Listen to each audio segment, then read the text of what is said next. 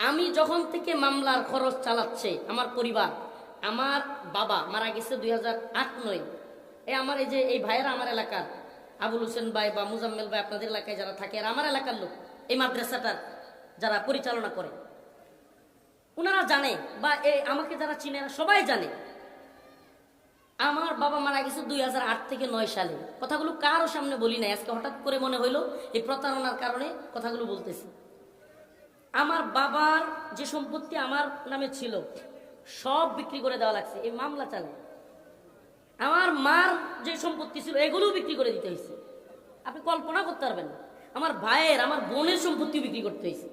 এক পর্যায়ে দেখেন, আল্লাহ মাফ করুক কথাগুলো বলতেছি, যতক্ষণ পর্যন্ত নিজের জমিগুলো ছিল ততক্ষণ কারো টাকা আমি এলাও করি নাই, কারো টাকা না, হাদিয়াও না, আমার খরচের জন্য। আল্লাহকে সাক্ষী রেখে বলছি।